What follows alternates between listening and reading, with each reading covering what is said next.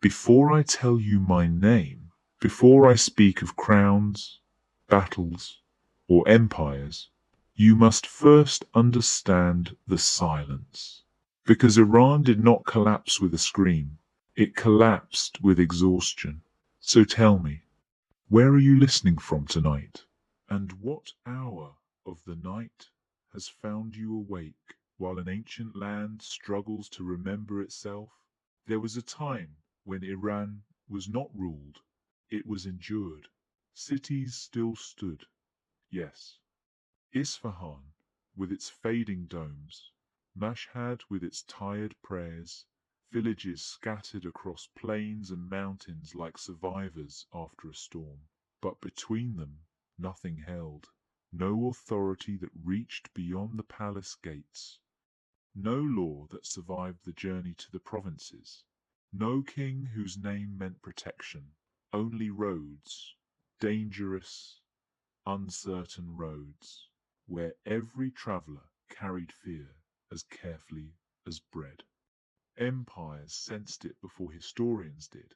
Weakness has a sound. The Ottomans heard it from the west. The Russians felt it in the north. Afghan warriors smelt it in the east. And inside Iran itself, tribes turned inward. Governors ruled like predators, and the people learned a terrible skill to live quietly. In those years, a child could starve within sight of a palace. A city could fall while prayers were still being recited. A dynasty could die, and most would only notice weeks later. This is where our story truly begins. Not with a king, not with a hero, but with a land already broken. I was born into that fracture, not into glory, not into destiny. I was born into hunger, into movement, into a world where survival mattered more than memory. My name would come later, much later, but the land knew me before history did. Tonight, I will not tell you the legend they prefer. I will tell you how Iran reached a point where it no longer asked who should rule, but who could stop the bleeding, and how, from that question, a man was shaped not by ambition, but by necessity. This is the story of Iran after order died. This is the story of what rises when a land has nothing left to lose. To understand what came next, you must first walk through the ruins. Not metaphorical ruins, real ones.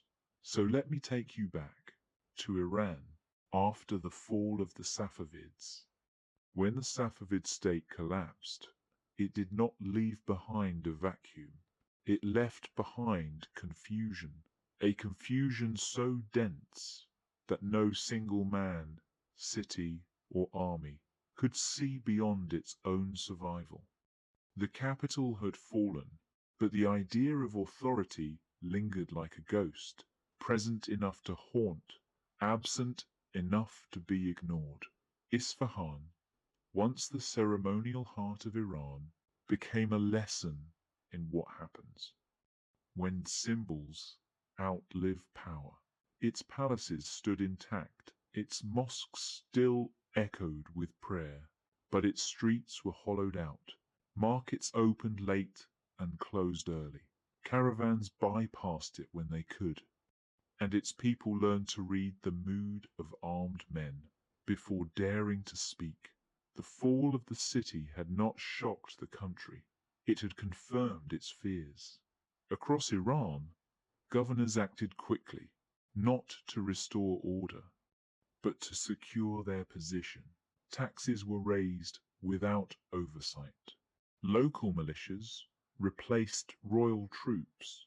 Justice was delivered according to loyalty, not law. In some regions, this created temporary stability. In others, it accelerated collapse. Everywhere, it fractured unity. The idea of Iran remained, but it no longer functioned as a single body. It moved like a wounded animal, each limb reacting independently, often in conflict with the others. The countryside suffered first. Without centralized protection, villages became bargaining chips. They fed whoever passed through with weapons. They offered sons as guides, grain as tribute, silence as survival. A village that resisted once did not resist again, not because it learned obedience, but because there was no one left to resist. Religion remained, but it changed character. Prayer became routine rather than refuge. Clerics spoke cautiously, aware that every word could be interpreted as allegiance. Faith endured, but certainty did not. When authority collapses, belief does not disappear. It becomes careful. Foreign powers observed patiently. They did not rush. They mapped. They measured. They tested borders with small incursions, listened for resistance, and withdrew when response came too easily. Each test revealed another weakness. Each weakness invited another test. This was not conquest yet. It was preparation. Inside Iran, something more dangerous than invasion took root. Normalization. People adjusted. They learned which roads were safe on which days, which banners to respect in which regions, which names to speak, and which to avoid. This adaptability saved lives. It also dissolved the expectation of unity. A nation cannot survive indefinitely. When survival becomes purely local, it was in this environment that violence became professional. Men who once farmed or traded now fought because fighting paid. Mercenary bands grew. Allegiances shifted weekly. Loyalty was rented, not earned. Commanders rose quickly and fell faster. Experience mattered less than reputation. Fear traveled faster than orders ever had. And above all, memory began to fade. Not the memory of what Iran was, but the memory of how it had functioned. Children grew up without knowing what a stable rule felt like. To them, chaos was not a crisis. It was normal. That is the most dangerous stage of collapse, when disorder no longer shocks. In the East, in the rough lands of Khorasan, this reality was especially sharp. Borderlands feel collapse first. They absorb pressure from outside and neglect from within. Tribes armed themselves, not for rebellion, but for insurance. Trade routes hardened into battlegrounds. Authority was negotiated at spear point. It was here, far from palaces and ceremonies, that the future of Iran was being decided without anyone realizing it. Because when the center fails, history stops asking permission. It begins looking for replacement. And somewhere in this fractured landscape, a boy was growing up who would not inherit power, but would be shaped by its absence. Khorasan did not collapse suddenly. It had always lived closer to the edge, far from the ceremonial heart of the empire, closer to the restless borders where power was tested daily. Khorasan learned early what the rest of Iran would discover too late. That distance from authority meant freedom only in name. In reality, it meant exposure. The land was wide, harsh, and indifferent. Mountains broke the wind, but not invasion. Plains fed caravans, then fed armies, then fed none. Here, survival was not inherited. It was negotiated, season by season, tribe by tribe, raid by raid. In these lands, children were not raised. They were endured. Birth did not arrive with celebration.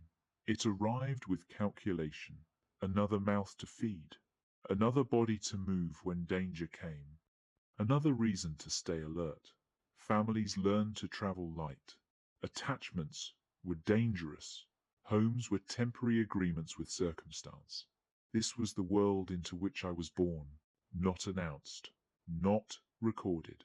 There was no chronicler waiting, no omen in the sky, just a child opening his eyes into a land that did not care. My earliest memories are not of faces. They are of movement, of waking before dawn, of bundles being tied quickly, of adults speaking in low, urgent voices. We moved because stillness attracted attention. We moved because safety expired quickly. Hunger followed us faithfully, not dramatic hunger, the kind that kills suddenly, but the quieter kind, the kind that weakens patience, shortens tempers, and teaches children to watch adults carefully before asking for anything. Food was not trusted. When it appeared, it was consumed without ceremony. No one assumed it would return. Water was measured. Fire was guarded. Nothing was wasted, because nothing was guaranteed. In Khorasan, excess was a rumor. My mother's hands were always occupied, grinding grain that barely qualified as grain, repairing cloth already repaired too many times, counting silently. She did not speak of the future. She spoke of routes, of weather, of which tribes had passed recently, and which banners had been seen in the distance. This was education. Men carried weapons the way others carried tools, not with pride, with familiarity. A blade was not a symbol, it was an answer. Children learned quickly where to stand, when to be quiet, how to disappear into crowds. Fear was not taught, it was observed. Authority passed through our lives, the way storms pass through land. Briefly, violently, leaving damage behind. Sometimes it wore the name of the Shah. Sometimes it did not bother with names at all. Either way, the result was the same. What could be taken was taken. In such a world, memory becomes selective. You remember danger vividly. You forget comfort easily, because comfort does not help you survive the next day. I learned early that crying changed nothing, that questions delayed movement, that hesitation invited punishment. I watched adults adapt their behavior, depending on who approached. A slight bow here, a lowered gaze there, not submission, calibration. This was the true education of Khorasan, not obedience, awareness. At times we were not poor. At times we were destitute. The difference mattered. Poverty could be managed. Destitution required surrender. There were days when survival depended, not on strength, but on invisibility. I remember the sound of hooves long before I remember faces. The way conversations stopped mid-sentence. The way hands reached instinctively for weapons. The way mothers pulled children close, not for comfort, but to prevent noise. Sometimes the riders passed, sometimes they did not. Those were the days that reshaped families. Loss did not arrive with ceremony, it arrived with absence. A man who did not return, a neighbor who no longer traveled with us, a familiar voice missing from the night. No explanations were offered. Explanations wasted energy. As I grew, I noticed something else. The land rewarded those who adapted fastest, not the strongest, not the most honorable, the most flexible, men who could change allegiance without regret, who could fight one week and guide caravans the next, who could read intention before words were spoken. This was not corruption, It was evolution. I learned to watch before acting, to listen for what was not said, to measure people by how they behaved under pressure, not by what they claimed. Trust was provisional, always. In the absence of stable rule, violence became instructional. You learned what not to do by watching what happened to those who did it. There was no appeal, only consequence. By the time I was old enough to understand the world around me, I had already accepted something many never do, that survival was not fair. And that fairness was not a useful expectation. This acceptance did not harden me immediately. It clarified me. I did not yet dream of command. I did not imagine reshaping Iran. Those ideas belong to men who grow up protected. I thought in shorter distances. The next week, the next route, the next safe place.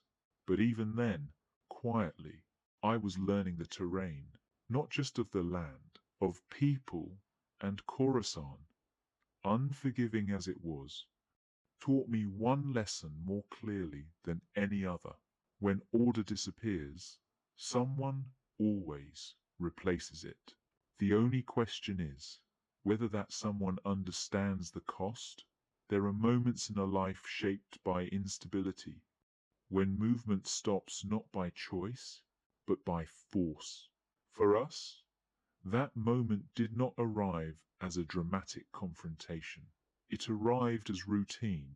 Armed men appeared the way they always did. Suddenly, decisively, without explanation.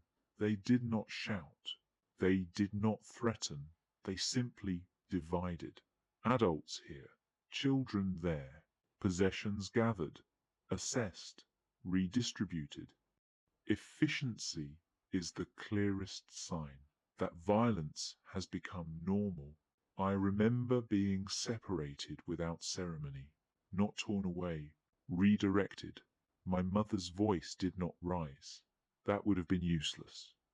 She did not beg. Begging was a language no one in Khorasan still believed in. She met my eyes once. That was all. In that look, there was no promise of rescue, only instruction. Observe, endure, live. Captivity did not resemble the stories people later told. There were no chains at first, no constant blows. What there was instead was uncertainty, not knowing where you would sleep, not knowing what you would eat, not knowing whether your usefulness would expire. Usefulness was the only protection. We were moved frequently, not because of pursuit, but because instability traveled with us. The men who controlled us were themselves subject to shifting authority. They served stronger men when necessary, betrayed weaker ones without regret. This was not treachery, it was structure. I learned quickly that obedience alone was insufficient. It made you replaceable. What mattered was anticipation, moving before being told, understanding what was needed before it was demanded, carrying water without being asked, standing watch even when exhausted. Invisibility was dangerous. Visibility had to be earned carefully. I watched older captives fail this balance. Some resisted openly. They did not last. Some submitted completely. They faded. The ones who survived longest were those who adapted without announcing it. I learned from them. Humiliation was not theatrical. It was administrative. You were counted, reassigned, corrected. Your name stopped being used. Names imply continuity. I became a function, a body that moved goods, a set of hands that followed orders. At first, this felt like erasure. Later, I understood it as instruction. Power does not always crush immediately. Sometimes it teaches, it shows you how it thinks. what it values, what it ignores. I began to understand that cruelty was inefficient. Fear worked better. But fear had to be calibrated. Too much, and people broke. Too little, and they resisted. The men who lasted longest in control were not the most violent. They were the most predictable. This observation stayed with me long after captivity ended. At night, I listened, not to speeches, to complaints. Men complain honestly when they believe no one important is listening. They spoke of routes, of rival commanders, of payment disputes. I began to map relationships in my mind. Who depended on whom? Who resented whom? Who obeyed only because alternatives were worse? This was education no school could provide. There came a day when one of the men noticed me watching. He did not strike me. He asked a question, a simple one, and I answered carefully, not cleverly, clearly. From that day on, I was moved closer to decision making, not because I was trusted, because I was useful. This is how power recruits, not through loyalty, through utility. When I was eventually released, or rather, no longer worth holding, I did not leave as I had arrived. I carried nothing, but I understood more about men, about fear, about how authority behaves when it believes no one is watching. Returning to my former life did not feel like freedom. It felt like exposure. I was older, leaner, quieter. The land had not changed, but I had. I no longer expected fairness. I expected patterns. From that point forward, I did not measure my world by comfort or hope. I measured it by leverage. Who owed whom? Who controlled access? Who decided movement? I began to see Iran not as a collection of places, but as a network of pressures. And I understood something that would later define everything. Where pressure accumulates, someone eventually stands beneath it. At the time, I had no ambition to be that man. Ambition implies choice. I had learned something else. That when survival sharpens long enough, it begins to point in a direction. This was the end of childhood, not marked by age, marked by comprehension. When I returned to the world I had known, it did not welcome me back. It barely recognized me. The places I remembered were altered, not destroyed, but rearranged. Villages stood where they always had, yet their rhythms were different. People watched longer before speaking, measured strangers more carefully, counted weapons before counting faces. I moved through these places as someone both familiar and foreign. I belonged nowhere completely. That, I would later understand, was an advantage. Family ties had loosened, not severed, strained. Years of instability had taught everyone to expect separation. Reunions were brief, quiet, practical. No one asked what had happened to me. They did not need to. Survival had aged everyone unevenly. Khorasan remained what it had always been, a corridor rather than a destination. Traders passed through when they dared. Armies passed through when they had to. Authority passed through without stopping. What stayed behind were consequences. I began to travel again, not aimlessly. Purpose had not yet arrived, but direction had. I followed routes where men with weapons gathered, not because I desired violence, but because violence had become the only stable economy. There were no contracts, only arrangements, protection exchanged for food, force exchanged for payment, loyalty exchanged for survival. I joined small groups at first, temporary formations, Men bound together, not by cause, but by proximity. No banners, no speeches, only understanding. Each man brought what he had: a blade, a horse, experience, or desperation. I brought observation. I watched how groups formed and dissolved, how authority emerged naturally in moments of stress. The loudest men rarely lasted. The cruelest burned out quickly. The ones who endured were those who made decisions calmly when others froze. That was where I positioned myself. Not forward, not hidden, present. Combat did not arrive dramatically. It arrived in fragments. A skirmish over supplies. A night raid misunderstood. A border crossed too carelessly. Violence was rarely planned. It was triggered, and triggers were everywhere. I learned quickly that the land itself was a weapon. Ravines broke formations. Dust blinded judgment. Cold slowed pursuit. Men, unfamiliar with terrain, died first. Those who listened survived longer. My first real fight was not glorious. It was brief, confused, and decisive. Fear moved faster than thought. Instinct took precedence over intention. I did not hesitate. Hesitation was expensive. When it ended, I realized something fundamental had shifted. Not outside, inside. I no longer felt separate from violence. It had become procedural. Afterward, no one spoke of it. Men cleaned their weapons, checked injuries, counted losses. Emotion was wasted energy. What mattered was whether the group could move again. Word spread slowly, not of me, but of reliability. That mattered more.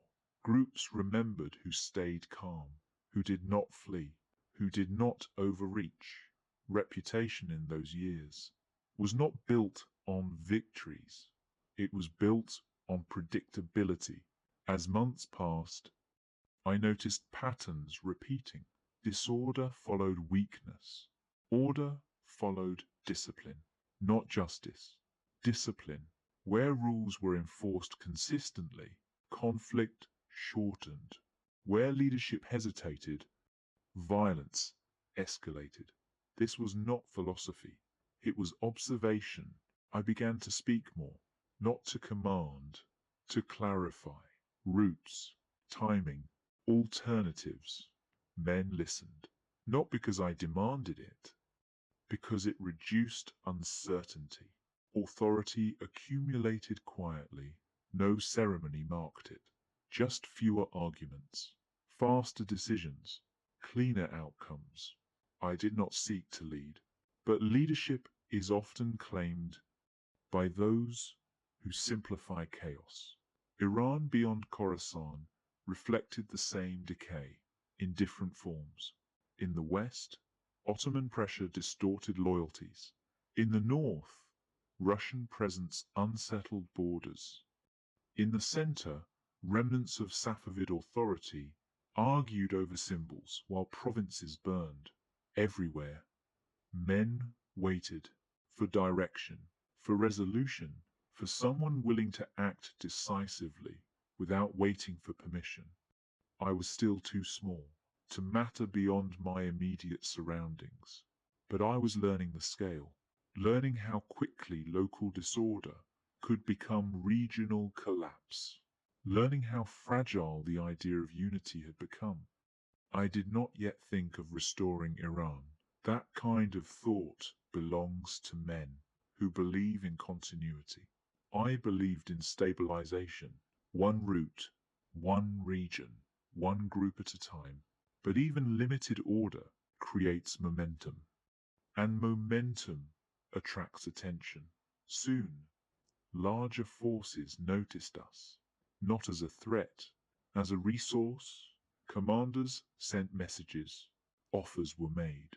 not of loyalty, of alignment. That was the word they preferred. Alignment implied flexibility, and flexibility was valuable. This was the threshold, the moment between anonymity and consequence, between surviving violence and shaping it. I stood at it, unknowingly, but history rarely announces when it begins to watch someone closely. It was not victory that brought attention, it was consistency. In a land where outcomes changed daily, predictable force felt revolutionary. Larger commanders began to notice what smaller groups already knew. Where my presence remained, disorder shortened, not disappeared. Shortened. That distinction mattered. No one believed chaos could be eliminated, but it could be managed. And management, in those years, was the highest ambition anyone dared to hold.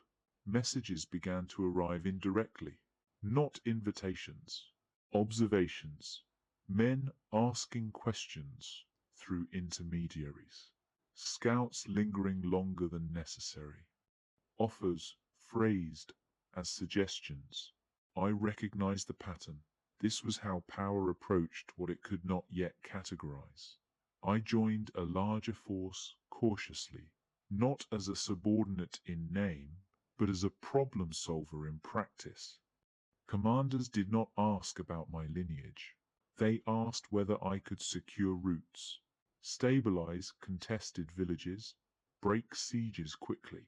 Results mattered more than origin. That was another lesson Iran was teaching itself. The structure was loose. Men from different tribes, different regions, different loyalties. Unity was assumed temporarily, then renegotiated after every engagement. Discipline existed, but unevenly. This was where most formations failed. They relied on enthusiasm instead of enforcement. I observed before intervening, watched how orders traveled, where they stalled, where they were ignored. I learned which men enforced discipline naturally, and which relied on reputation alone. Reputation fades. Structure endures. My first significant responsibility did not involve battle. It involved restraint, a village accused of sheltering rivals, men demanding punishment, retaliation already forming. I delayed action, sent scouts, confirmed movement patterns, separated rumor from intent. When punishment came, it was precise, limited, predictable. The village did not resist again. More importantly, neighboring villages noticed. This was new. Violence applied without scale creates cycles. Violence applied with limits creates memory. Memory shapes behavior. Soon, tasks grew larger. Holding corridors, protecting supply lines, containing tribal disputes before they ignited. I did not seek command, but command follows those who reduce uncertainty. Men prefer clear rules to charismatic speeches. In time, I was no longer asked how to do things. I was asked whether they should be done at all. That shift carries weight. It changes the nature of responsibility. I began to understand the depth of Iran's condition. This was not merely a military problem, it was administrative collapse. No unified taxation, no reliable recruitment, no consistent justice. Every region improvised, and improvisation, prolonged, becomes fragmentation. Foreign pressure intensified. Ottoman forces probed western boundaries. Russian movements unsettled the north. They did not invade decisively. They did not need to. Iran was weakening itself. Within the remnants of Safavid authority, confusion reigned. Titles existed without power. Claims circulated without enforcement. Multiple figures asserted legitimacy. None could sustain it. The center had lost credibility. That loss was irreversible.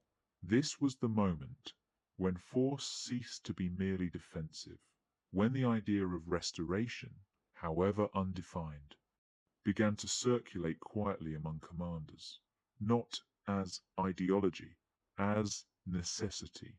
I listened, and I disagreed. Restoration implied return. There was no return. Too much had changed. Too many structures had dissolved.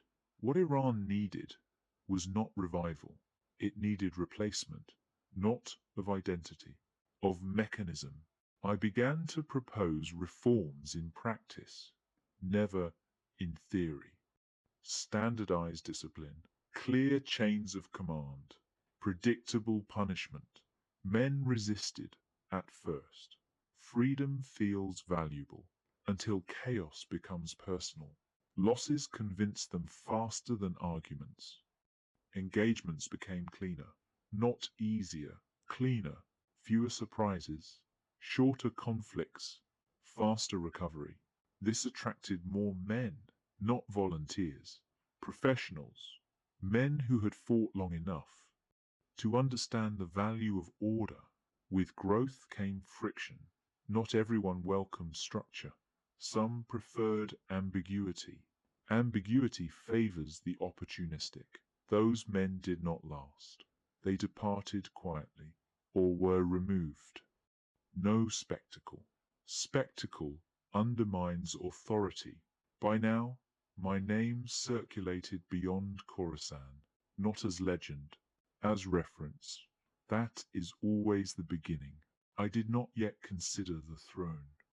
The throne still belonged to ghosts. But I understood something undeniable. Iran no longer lacked warriors. It lacked coordination. And coordination, once introduced, changes everything. This realization did not inspire me. It burdened me, because coordination requires permanence, and permanence demands ownership. At Saploning, I began to feel the weight of decisions extend beyond immediate outcomes. One action affected regions. One failure invited external response. The scale had changed, and with it, the cost of hesitation. History often marks turning points with dates. Living through them feels different. There is no announcement, only a subtle awareness that choices now echo farther than intended. This was that moment. I was no longer surviving collapse. I was participating in its resolution. Whether I wish to or not, there is a stage in every collapse. When improvisation stops working, Iran reached that stage quietly. The remnants of Safavid authority still existed. A court without reach, a shah without command, titles spoken out of habit rather than belief. But beneath that hollow structure, something else was forming. Not rebellion, coordination. The Afghan occupation had not unified Iran in resistance. It had fragmented it further. Some regions fought openly. Some negotiated survival. Some waited, convinced that endurance was wiser than defiance. What none of them possessed was a force capable of sustained pressure. Victories occurred. They did not last. Defeats were absorbed. They multiplied. Iran was not losing because it lacked courage. It was losing because its efforts were isolated. When I was summoned into discussions involving the remnants of central authority, I did not arrive as a loyal subject. I arrived as a necessity. The language used was still ceremonial, respectful, indirect, careful, but beneath it lay urgency.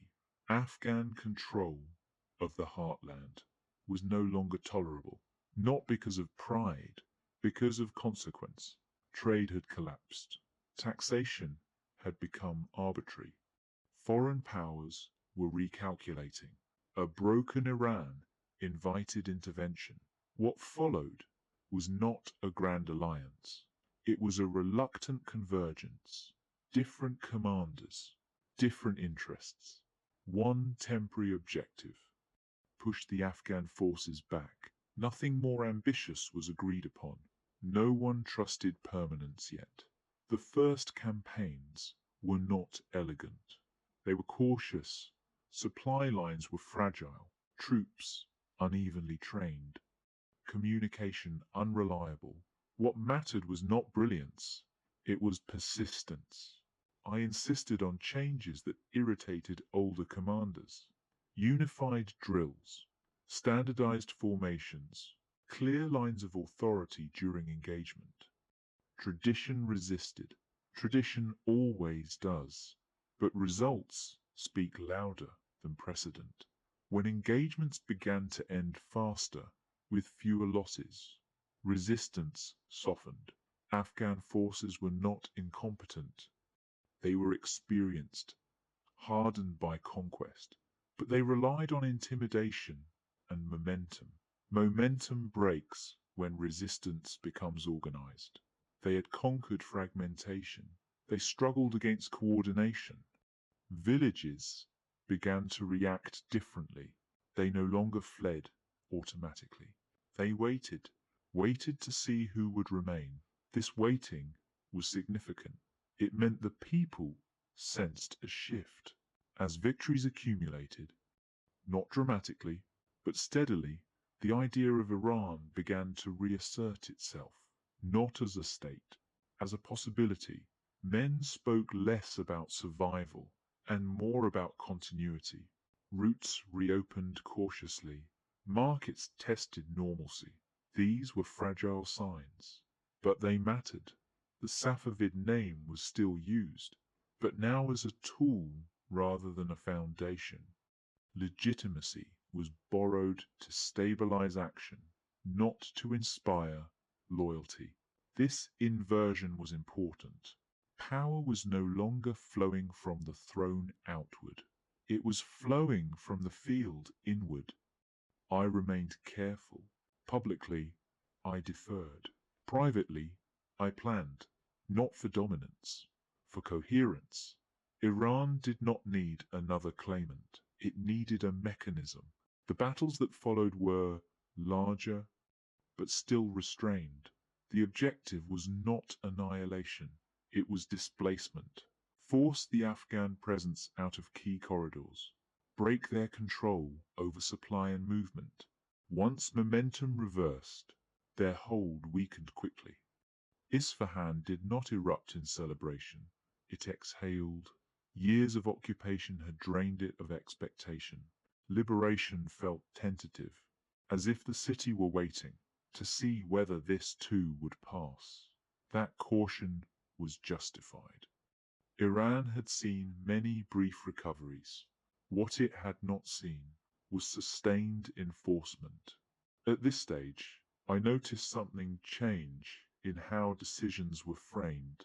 Commanders began to ask, not whether an action was possible, but whether it was sustainable. That single shift marked a turning point. Sustainability implies ownership, and ownership demands clarity of authority. This clarity did not yet exist, but it was forming. Slowly, unevenly, I felt it in the weight of consultations, in the narrowing of options. Choices were no longer theoretical. They were consequential. Foreign observers adjusted again. Ottoman caution increased. Russian movement slowed. They sensed resistance hardening into structure. Empires respect only one thing consistently: predictable force. Within Iran, the question no longer whispered was unavoidable. Who would hold this together? Once immediate threats were removed, no one asked it aloud. Not yet, but it shaped every discussion. I understood the danger. If no answer emerged, Iran would fracture again, worse than before, because hope, once introduced, magnifies disappointment. This was the threshold. Beyond survival, beyond reaction, Iran was approaching a choice, and choices require faces.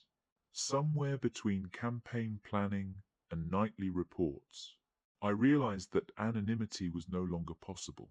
My name appeared more frequently. Responsibility attached itself without permission. I had not sought this position, but the land was narrowing its options. History does not crown men immediately. First, it tests whether they will accept the weight placed upon them. This was that test.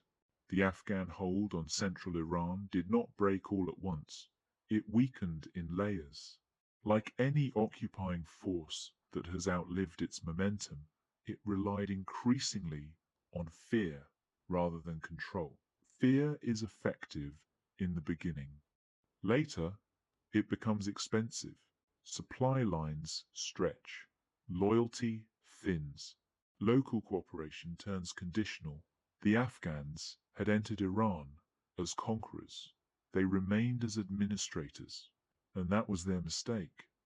Administration exposes weakness. The campaigns that followed were not driven by spectacle. They were driven by calculation. We avoided direct confrontation when it favored the enemy. We disrupted movement rather than pursuing decisive battles. We isolated garrisons before engaging them. Time became a weapon. Villages that once fed Afghan troops began to hesitate, not openly, quietly. Grain deliveries arrived late. Guides became unreliable. Information lost precision. Occupation survives on compliance. When compliance becomes uncertain, occupation collapses from within. The first decisive engagements occurred away from major cities.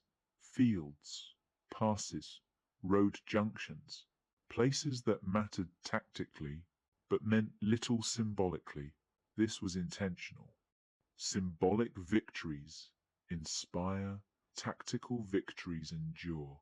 Our forces move differently now, not as clusters of armed men, but as coordinated units. Signals were standardized, formations held. Men knew where to stand and when to move without waiting for shouted commands. This alone unsettled opponents. Most armies of that period relied on reaction. We relied on anticipation. When confrontation became unavoidable, it was brief. Overwhelming force applied at narrow points. No prolonged chaos. The objective was not annihilation. It was collapse of cohesion. Once cohesion failed, resistance evaporated. News traveled faster than armies. Afghan commanders began to withdraw preemptively, not because they had been defeated everywhere, but because they could no longer predict outcomes. Uncertainty is poison to occupation. Isfahan watched these developments cautiously. The city had learned not to celebrate prematurely. Each change of power in recent years had brought promises followed by punishment. But even the most exhausted city recognizes sustained difference. Markets reopened incrementally. Merchants tested routes. Clerics spoke more freely. Hope returned, not loudly, but persistently. The Safavid banner was raised again, not as revival, as convenience. Legitimacy was required to prevent fragmentation. Everyone understood this. No one mistook it for restoration. The dynasty had already spent its authority. What remained was utility. As central Iran was reclaimed, the scale of responsibility expanded. Securing territory was one task. Holding it was another. This demanded administration, not just military presence. Taxation had to be rationalized. Justice made predictable. Discipline enforced consistently. Every failure echoed loudly because expectations had returned. Foreign powers recalibrated once more. Ottoman forces halted probing movements. Russian ambitions slowed. They did not retreat. They waited. Waiting is how empires test durability. Within Iran, the conversation shifted again. No longer whether Afghan rule would end, but what would follow it. This question unsettled many, because no clear answer existed. The Safavid claimant remained, a symbol with diminishing relevance. Commanders grew impatient. They had fought, bled, and rebuilt under conditions of uncertainty. They wanted clarity, not for glory, for continuity. I resisted these discussions publicly, not because I doubted my position, but because premature consolidation invites fracture. Men accept authority more readily when they believe it inevitable, not imposed. Privately, however, the calculations continued. Iran could not return to dynastic illusion. It required centralized enforcement, not ceremonial kingship, real command. The final Afghan resistance collapsed faster than expected, without supply, without reliable allies, without psychological momentum. They disintegrated, not into defeat, into disappearance. Occupations often end this way, quietly. With the Afghan presence gone, Iran faced a more dangerous enemy than invaders. It faced itself. Years of fragmentation had not healed overnight. Local interests reasserted themselves. Tribal tensions resurfaced. Power vacuums appeared immediately. Victory had exposed fragility. This was the most perilous moment, more dangerous than occupation, because unity, once achieved, can be lost faster than it is gained. I moved decisively, not to conquer, to contain. Governors were appointed and monitored closely. Military districts standardized.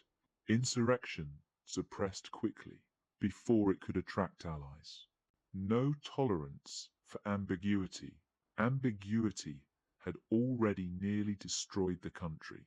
Men accused me of harshness. They were correct. Harshness is often required when rebuilding follows collapse. Mercy too early invites repetition of chaos. As order expanded, so did dependence. Regions deferred upward rather than inward. This was new and dangerous because dependence concentrates blame as much as authority. By now, my role was undeniable. I no longer operated beside power. I was power in motion, not crowned, not yet named, but unavoidable. This was the paradox of restoration.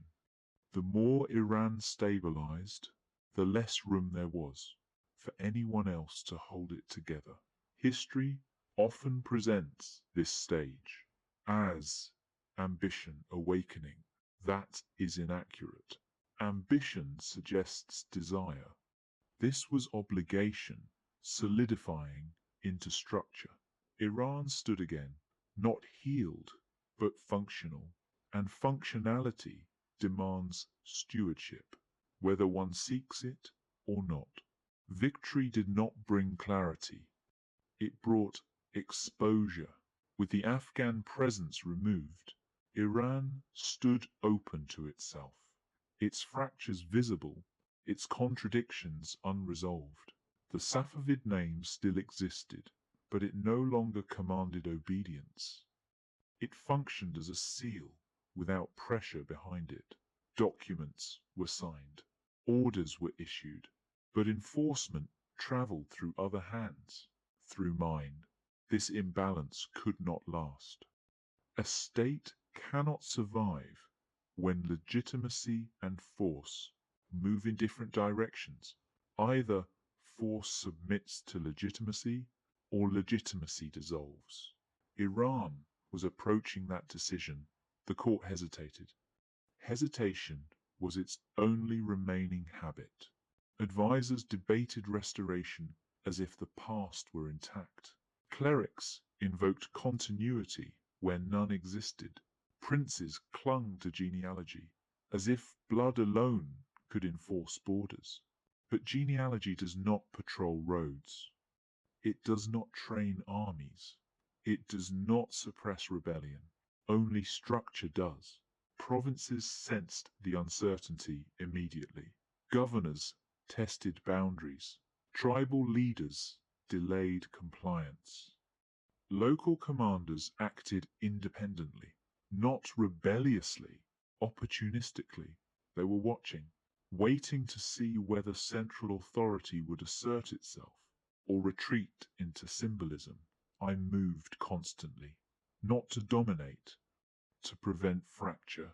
Inspections replaced proclamations.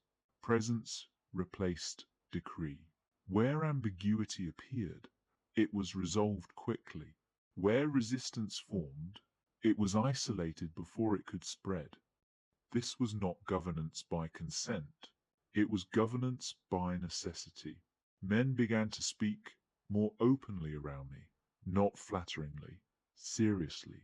They spoke of fatigue, of endless campaigns fought. Without knowing what would follow, they spoke of loyalty stretched thin by uncertainty. They asked a question that no one had dared ask before. Who holds this together now? I did not answer. Answers too early become targets.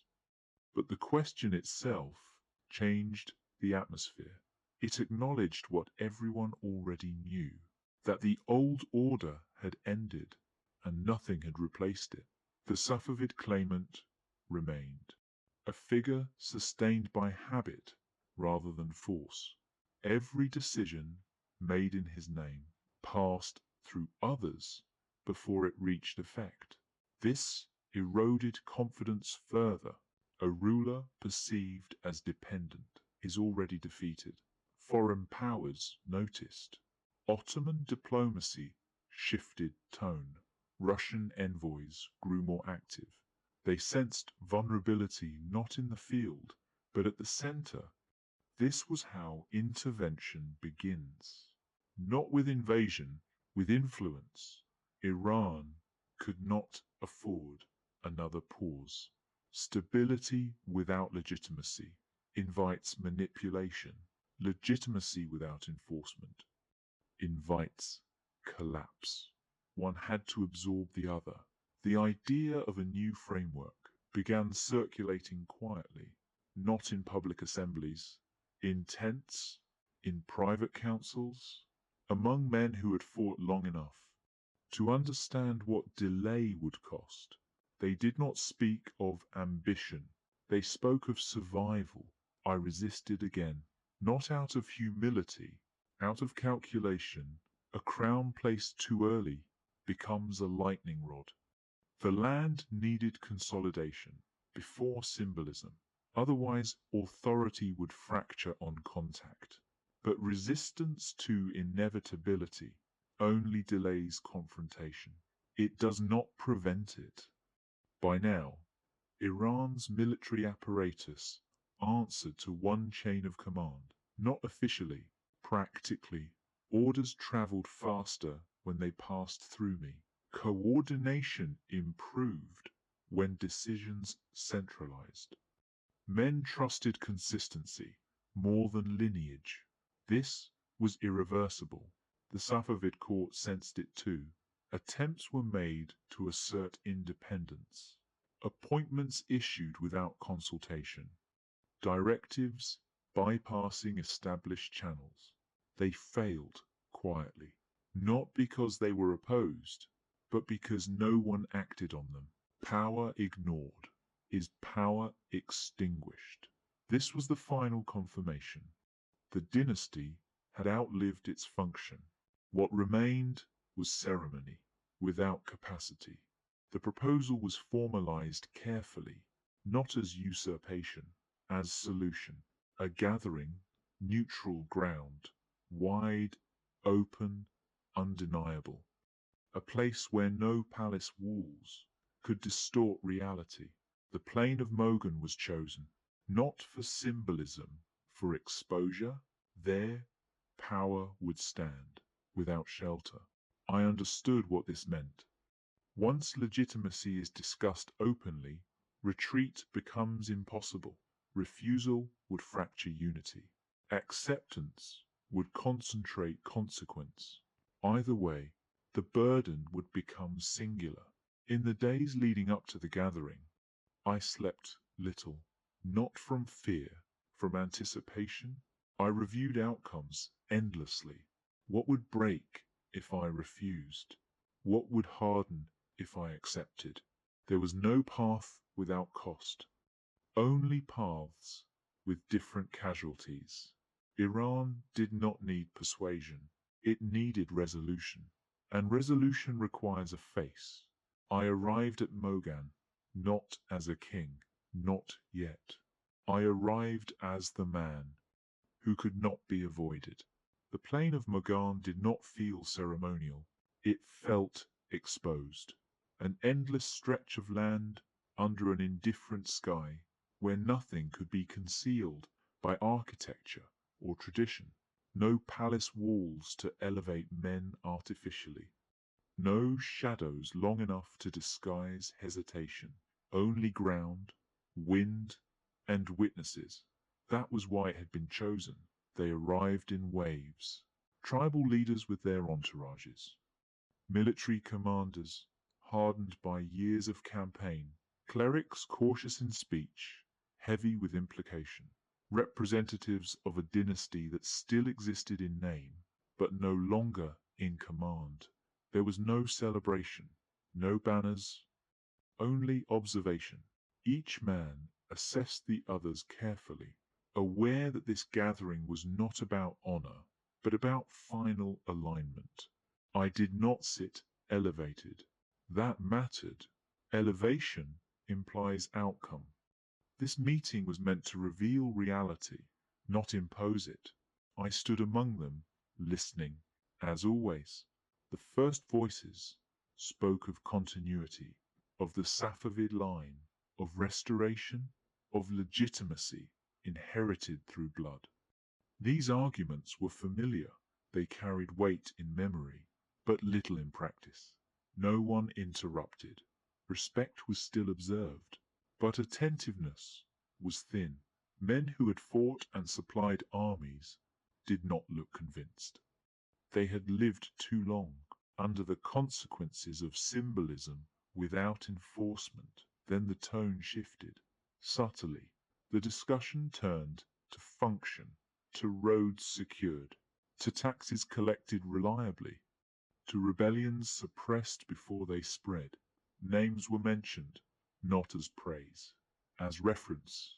When coordination had been needed, whose orders had moved fastest, when discipline had been required, whose standards had held, no accusations were made, none were necessary. The Safavid claimant spoke next. His words were measured, earnest. He spoke of gratitude, of loyalty, of the intention to rule justly. He did not speak of force. That omission was noticed, not with hostility, with resignation. A ruler who cannot speak of enforcement has already abdicated it. The silence that followed was heavier than any declaration. In that silence, everyone understood what was being decided, not who should rule, but whether the old language of rule still applied. I was asked to speak, not commanded. Asked. That distinction mattered. It acknowledged that authority had shifted, even if it had not yet been named. I did not speak of destiny. I did not speak of right. I spoke of consequence.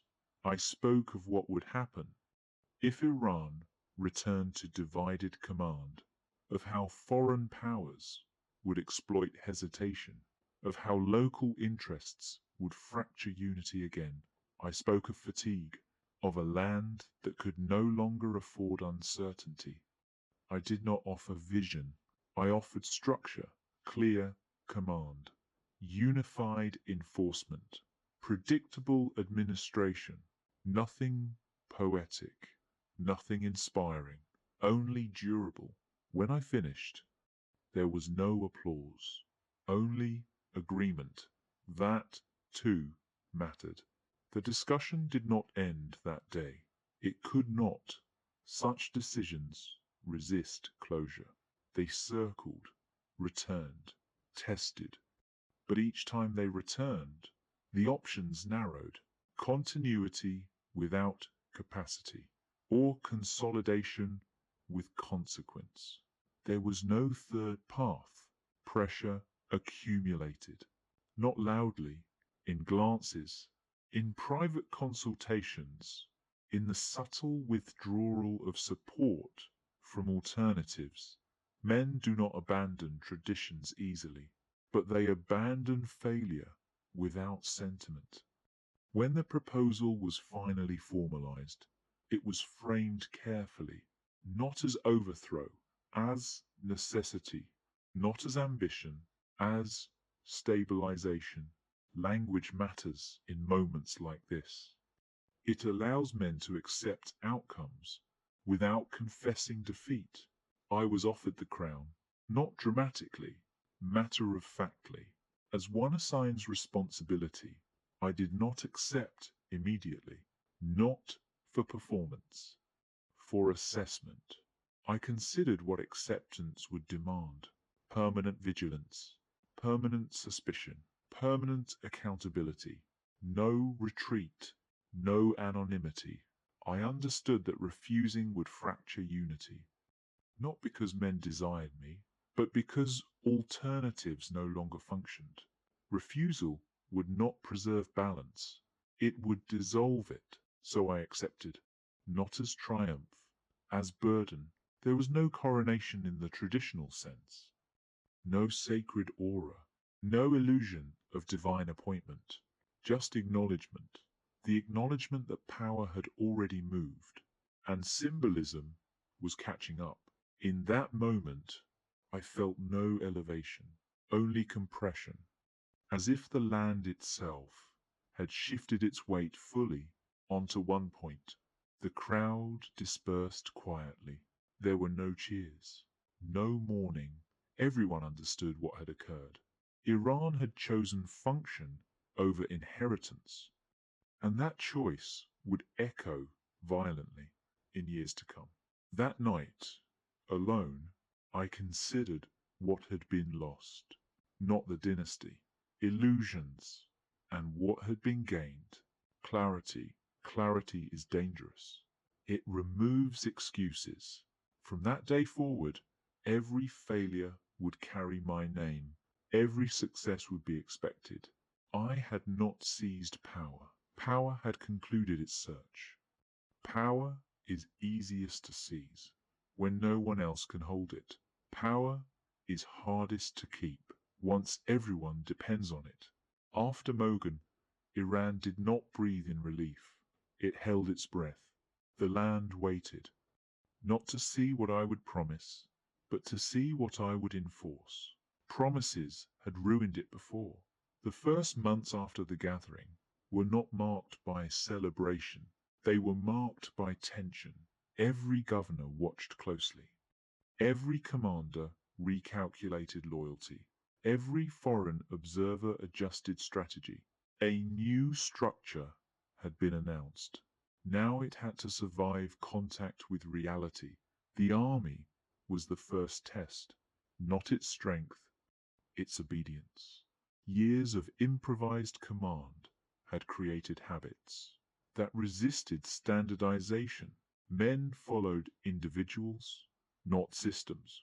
That had to change, not gradually, decisively. Ranks were formalized, chains of command clarified, discipline enforced without exception. Those who adapted remained. Those who resisted were removed quietly. Spectacle breeds resentment. Efficiency breeds compliance.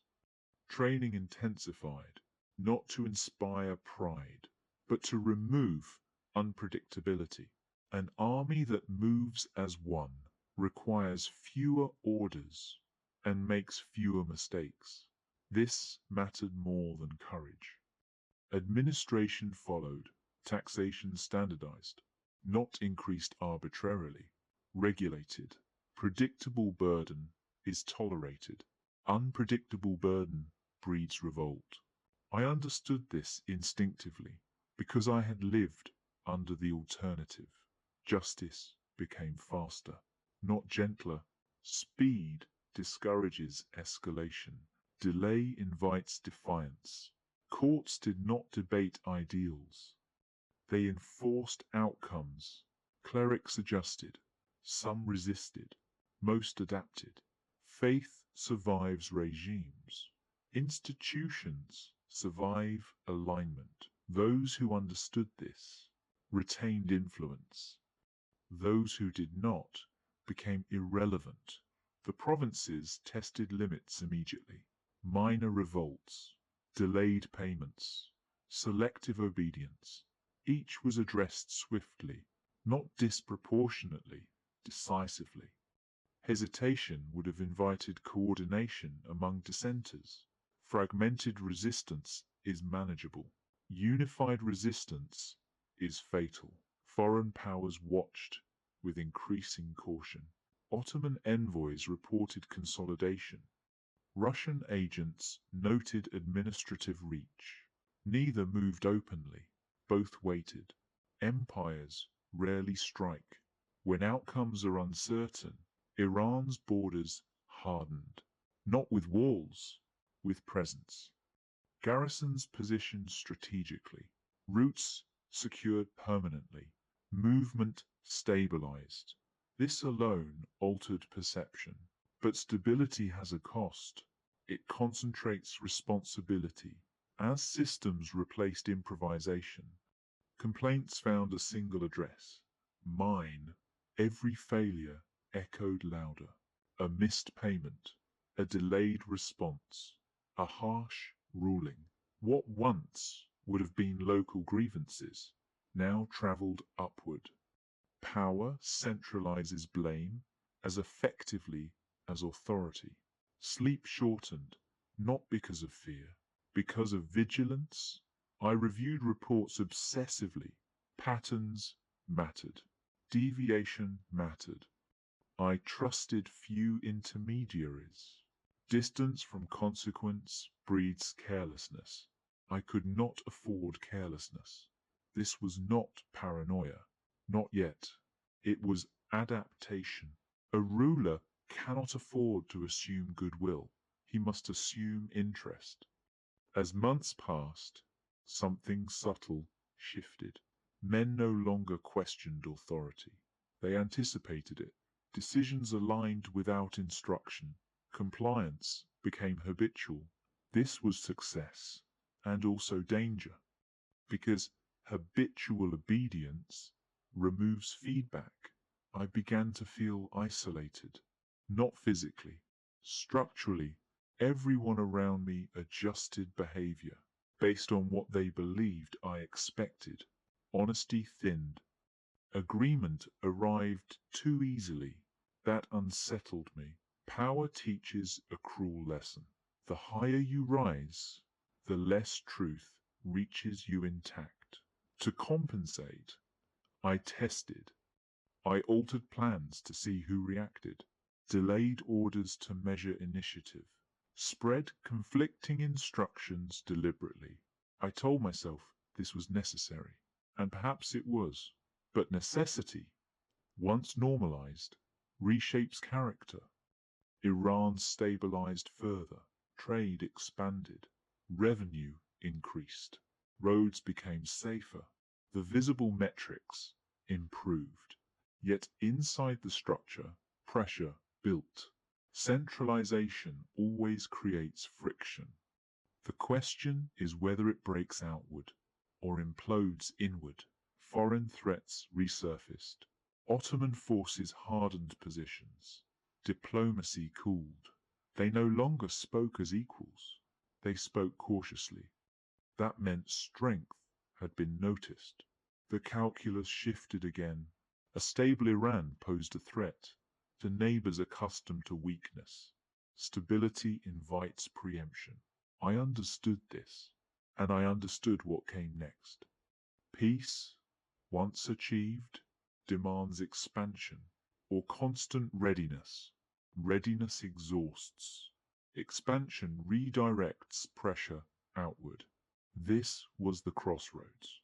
Not announced, but unavoidable.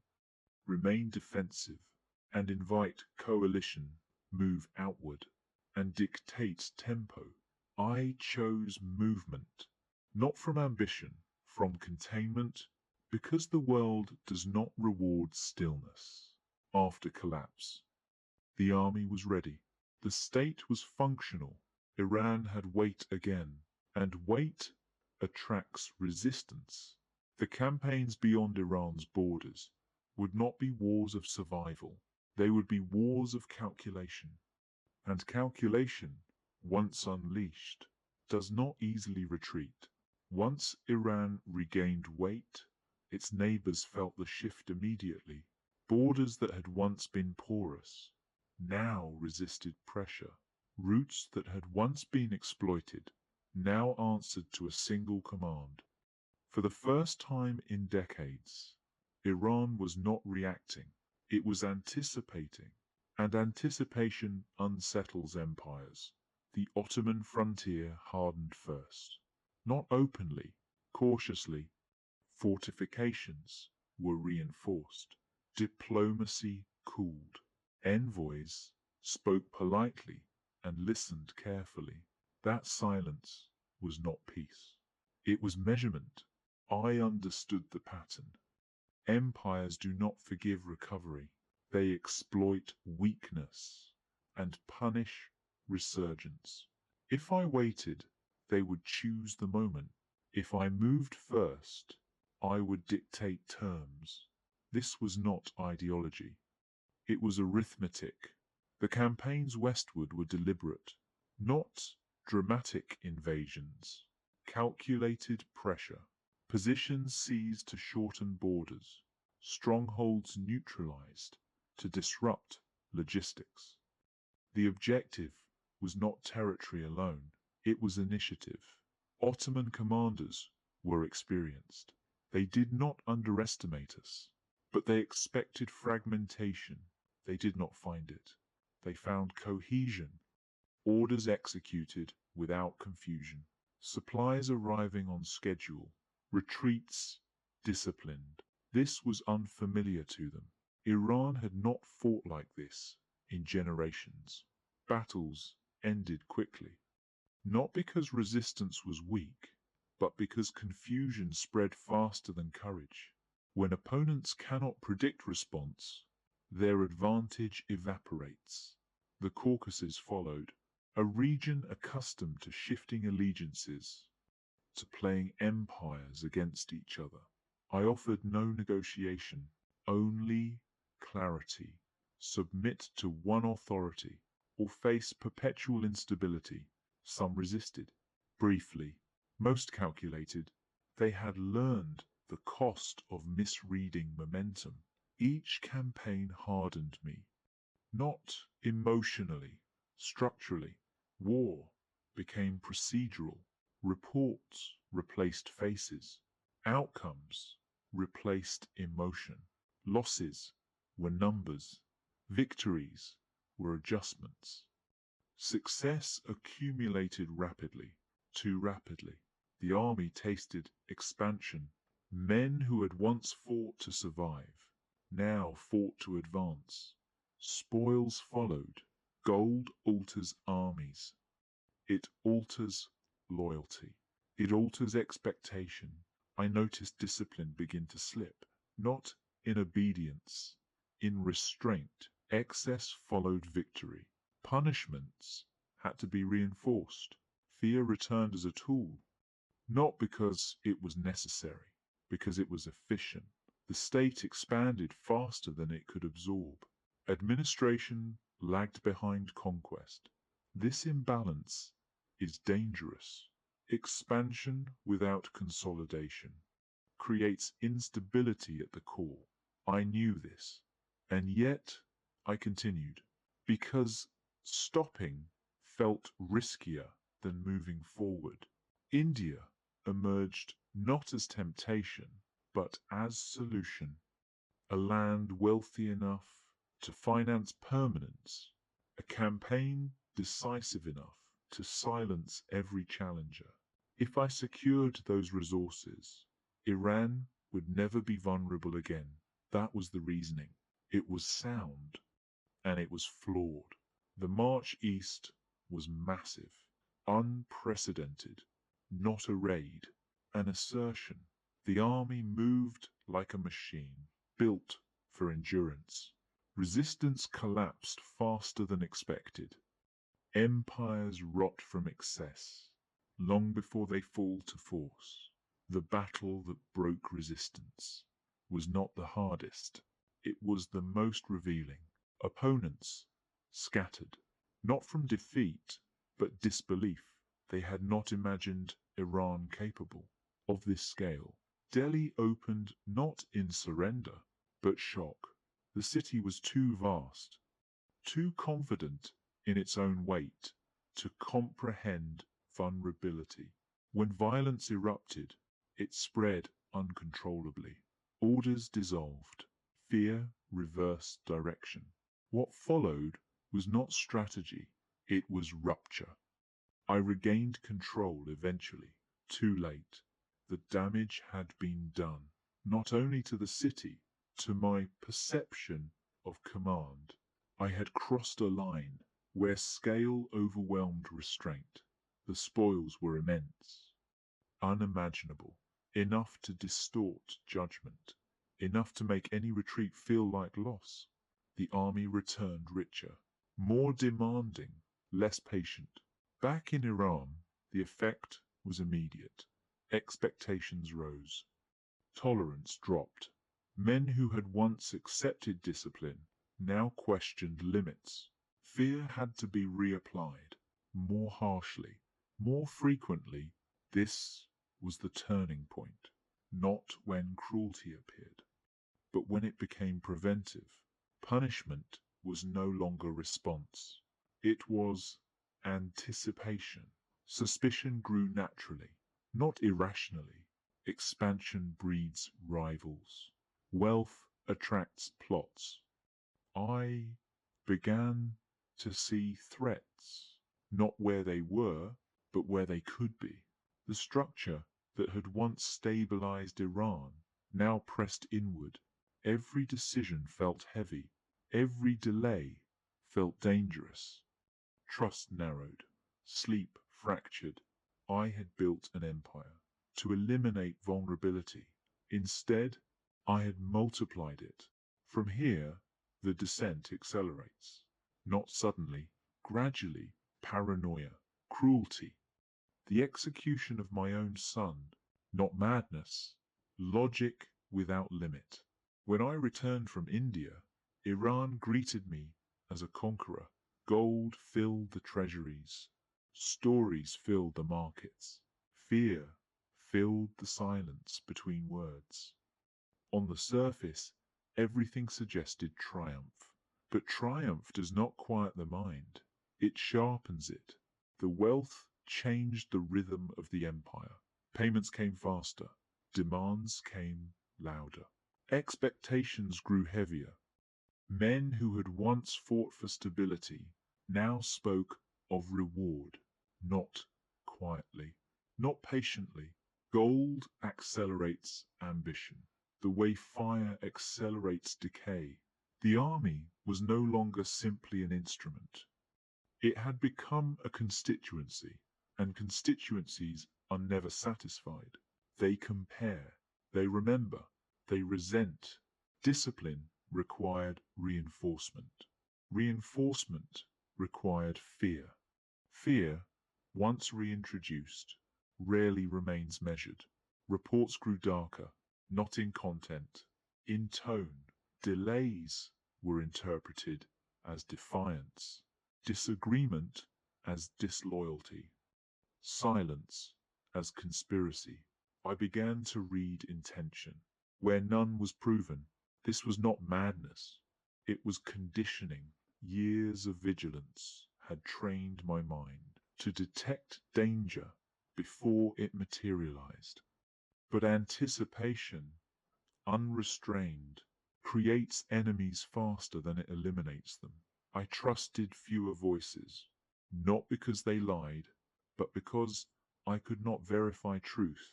Distance distorts honesty. Power amplifies distortion.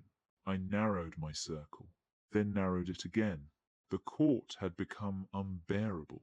Every gesture felt calculated. Every compliment felt rehearsed.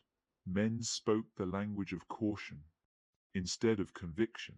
That frightened me more than rebellion ever had. I began to test loyalty actively. Orders designed to provoke reaction. Commands issued only to be withdrawn. I observed who hesitated, who questioned, who complied too easily. Each reaction was recorded mentally. No one was cleared permanently. Clearance implies rest. Rest invites surprise. It was then that I began to look at my own blood differently, not as lineage, as risk. My son was competent. That was the problem. He was respected by commanders, admired by soldiers. Men spoke of him as future. They did not realize what that word sounded like. To a ruler who had built everything himself, future implies replacement. I told myself I was protecting the state. That uncertainty at succession would fracture the empire instantly. History offered countless examples. I did not invent this fear. I inherited it. Accusations emerged, never formal, never proven. They did not need to be.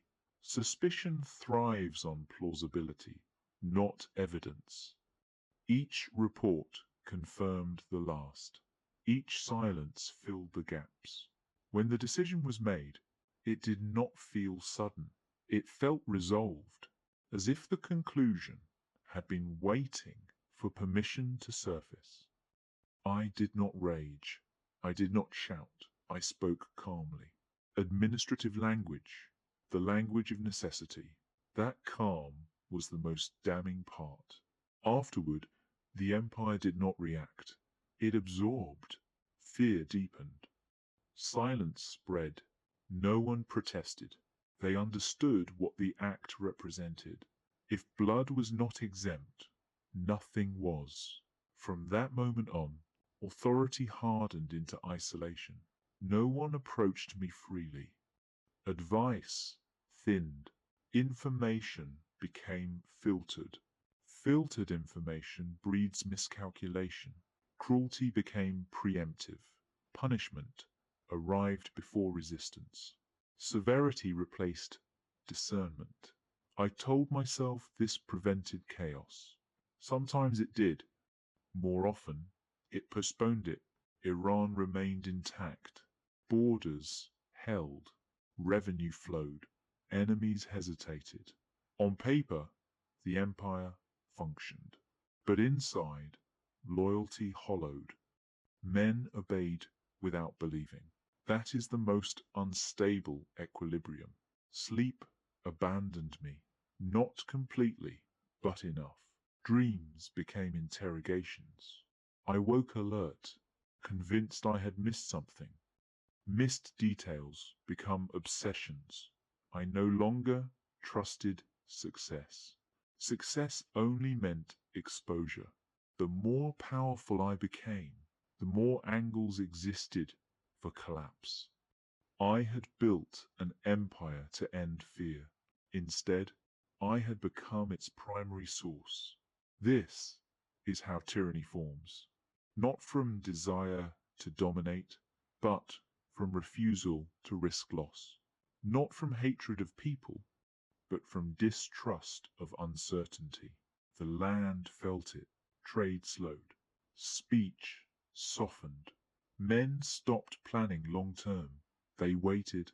Waiting is a sign that hope has retreated. I was still obeyed, but I was no longer followed. From here, the end approaches quietly, not through uprising, through exhaustion, through conspiracy born of necessity, through men who decide that stability without mercy is no longer stability. In the final years, nothing dramatic happened at first. That is how endings disguise themselves.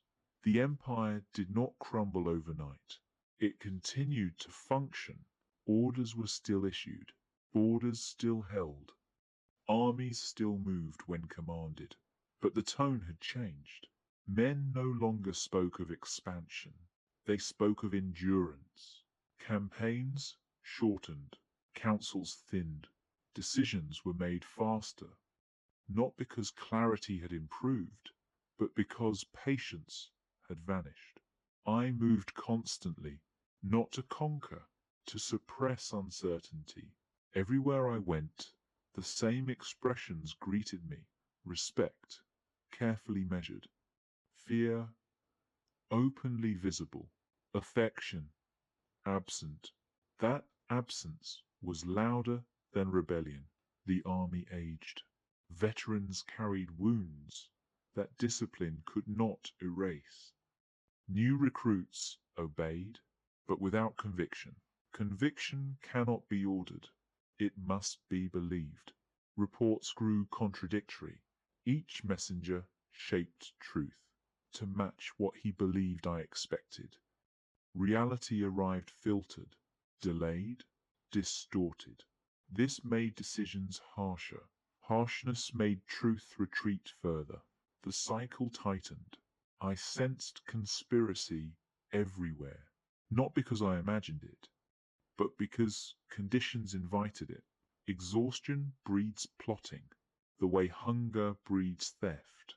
Men who can no longer endure begin to justify escape. I slept rarely.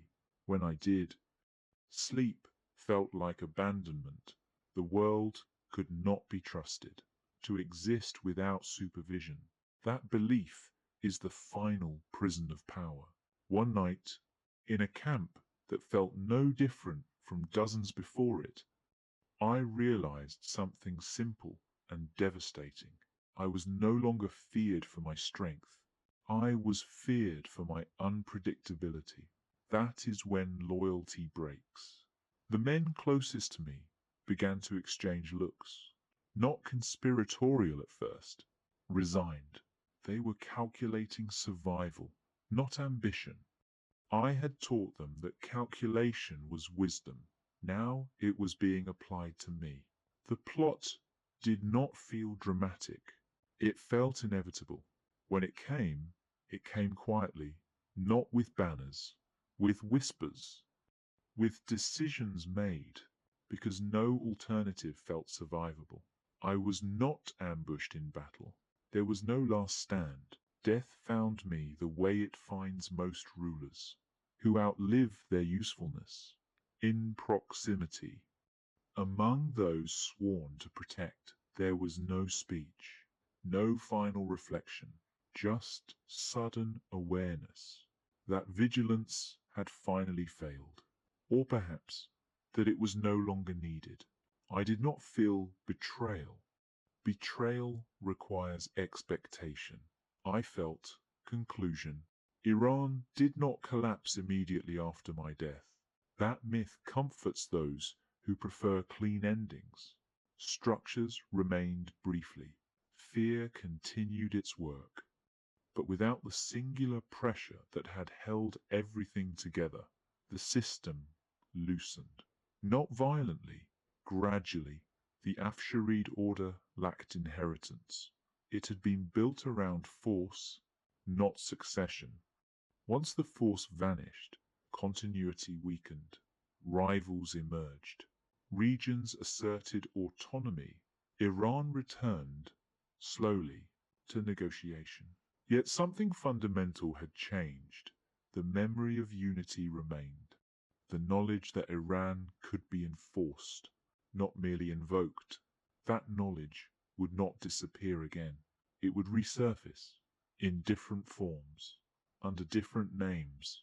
History would argue endlessly over what I was: restorer, butcher, madman, genius. Those labels are conveniences. They avoid responsibility. I was not an exception. I was a response, formed by collapse, empowered by necessity, destroyed by the very mechanisms that had once saved the land.